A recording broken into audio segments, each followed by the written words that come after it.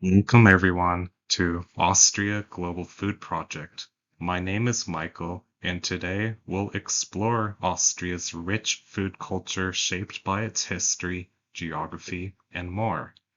Let us delve into Austrian cuisine.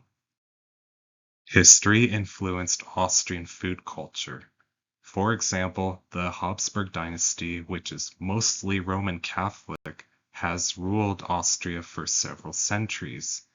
So their Catholicism has enabled people to develop Lent, where they fast but they still eat fish and vegetables.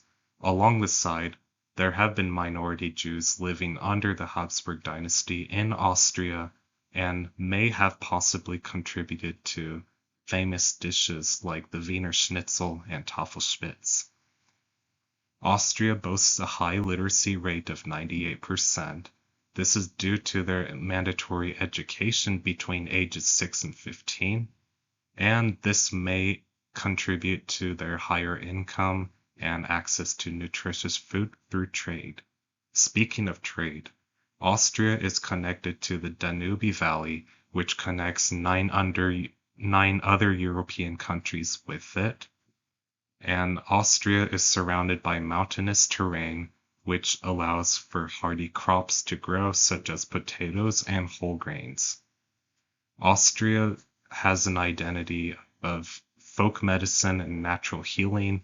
For example, herbalism, thermal hot springs, and common herbs used in Austria are caraway, marjoram, thyme, parsley, and rose hips. The picture here on the left are rosehip plants, which are central to Austrian cuisine and very healthy, by the way. Austrian communication style is low context, which is a result of their German language, which is institutional to Austria. This means that they have a direct and explicit communication style, and most of the message they're trying to convey is included in the words themselves. The Austrian core staple foods are meat, potatoes, and dairy, especially butter. As per secondary foods, Austrians may consume sauerkraut or sweet pastries with apples or apricots. Austrian flavor principles combine sweetness with savory flavors. A typical meal structure could look like the following. For breakfast, a typical Austrian may have bread rolls with butter and apricot jam and a side of herbal tea. Lunch is their main meal and comprises of usually breaded meat, potatoes, and or dumplings. For dinner, one might have leftovers from lunch or seasonal foods like Wiener Schnitzel, Tafelspitz, or apple strudel.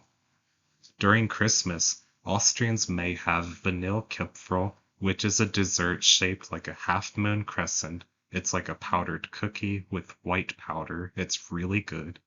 They also have shortbread or Linzer cookies. In the way of food preservations, Austrians dry and smoke their food, and they use herbs to enhance their drying and their smoking. Austrians also pickle some of their vegetables such as cucumbers and cabbage. In the way of dining etiquette, Austrians practice politeness, greeting each other with Mahlzeit, which translates to mealtime or have a nice meal, enjoy your meal, etc. And finishing off one's plate is a sign of appreciation. There are two primary health concerns for specifically Austrians. Number one, high saturated fat intake, and number two, a limited variety of fruits and vegetables. Both of these contribute to a higher risk of cardiovascular disease and nutrient deficiency. My top 3 recommendations would be number one, increase the intake of leafy greens and berries because these would complement the fruits and vegetables that a lot of Austrians already eat a lot of. Number two, replace refined grains with whole grains. And finally, opt for lean cuts of meat and low-fat dairy products. For example, low-fat Greek yogurt, and perhaps top it with apples, cinnamon, and apricots. Immigration patterns are not well understood because the US Census arbitrarily lumped them together with Hungarians until 1910. But what we do know is that a lot of Austrians are susceptible to the processed American foods, which could exacerbate existing health risks like cardiovascular disease and diabetes. I did a taste test for Ruger's Austrian chocolate wafer cookie, and it was like really hard to find vegan Austrian foods. In fact, I could not find any, but this was the closest thing. It's just got a little bit of milk in it, but otherwise it's fine for me. And it was absolutely delicious. It tasted homemade. The ingredients are simple. There are no artificial colors or flavors or any artificial ingredients at all. And it had a rich chocolate flavor with a perfect sweetness and a crispy texture. So I absolutely enjoyed it, and as I would